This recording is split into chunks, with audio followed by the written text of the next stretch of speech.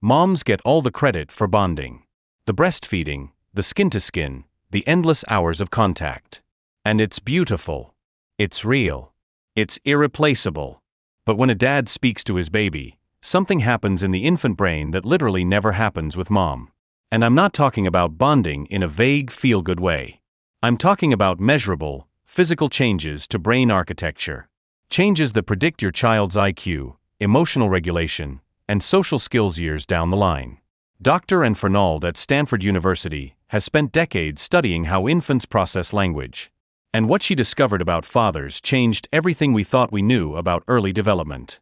In this video, we're breaking down the 5 things only a dad can do for a baby's brain, and why the dad effect might be the most underestimated force in child development.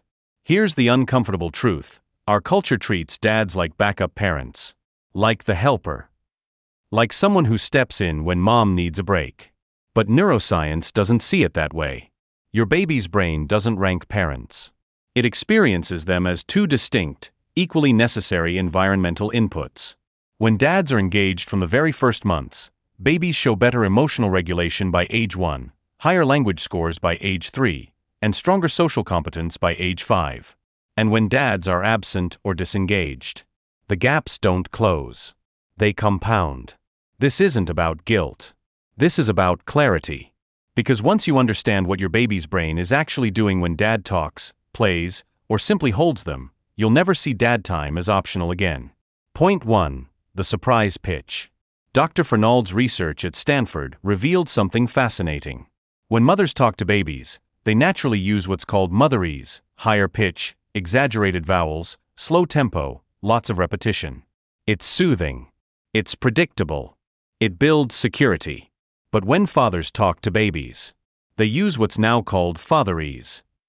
And it's completely different.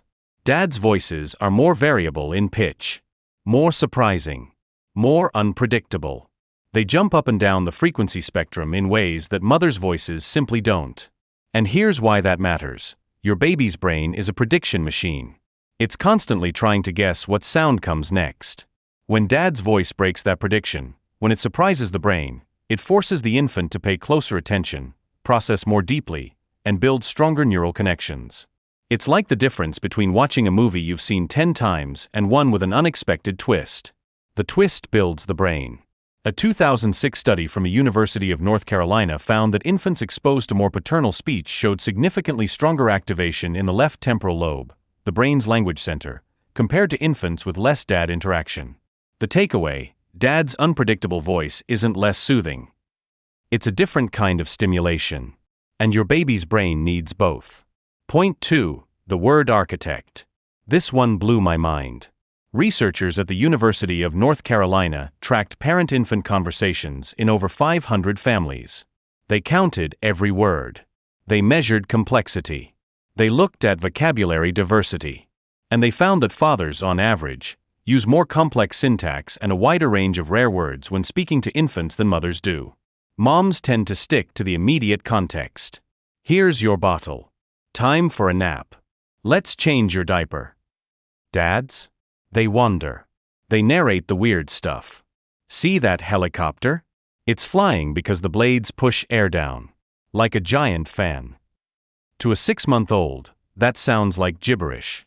But here's the secret. Your baby's brain doesn't need to understand the words to benefit from them. Hearing complex syntax and rare vocabulary primes the neural networks that will later handle reading, writing, and abstract thinking. It's like laying fiber optic cables before you need the internet.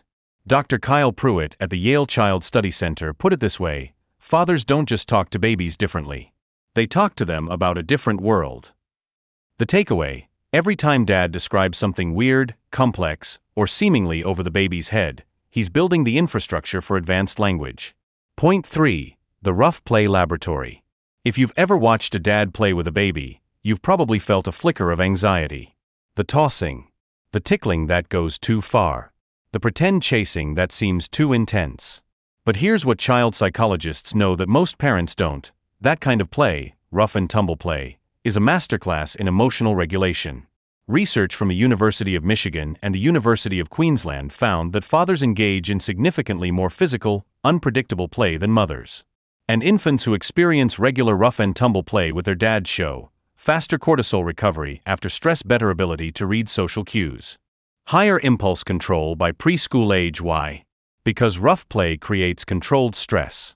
The baby gets surprised, excited, maybe a little scared, and then dad catches them. Dad smiles. The danger was fake. The safety was real. That cycle, arousal followed by safe recovery, trains the prefrontal cortex to manage emotions. It's literally a stress inoculation. Dr. Richard Fletcher at the University of Newcastle calls it the father effect on emotional resilience. And the data is clear. Kids who roughhouse with dad are less likely to melt down, less likely to hit, and more likely to recover quickly from setbacks. The takeaway: dad's dangerous play isn't dangerous. It's a regulated risk environment that builds a stronger brain. Point 4. The cortisol switch. We know that mom's presence lowers a baby's cortisol. Skin-to-skin contact, breastfeeding, her smell, all of it triggers oxytocin and quiets the stress response. But dad does something different. And it's just as important. A 2017 study from the University of Denver measured infant cortisol during interactions with mothers and fathers separately. Here's what they found. With mom, cortisol dropped. The baby relaxed. Safe, calm, restored. With dad, cortisol didn't drop as low. Instead, it stabilized at a moderate level. The baby stayed alert, engaged, slightly activated, but not stressed. That moderate activation is crucial. It's the brain state where learning happens, where curiosity thrives, where the baby is paying attention without being overwhelmed. Mom provides the safe base. Dad provides the launch pad. And babies who have both? They develop what researchers call secure exploration, the confidence to venture out, try new things, and return to safety when needed. The takeaway: you don't need dad to be another mom. You need dad to be dad. The activation he provides is a feature, not a bug. Point 5. The 5-year prediction. This is the one that should be on every billboard. A landmark longitudinal study published in the journal Infant and Child Development followed 400 families from birth to age 5. They measured everything: parent involvement, interaction quality, brain scans, language tests, social assessments. And the single strongest predictor of a child's social competence at age 5 wasn't mom's education, wasn't family income, wasn't daycare quality. It was paternal engagement at 3 months old. Let me say that again.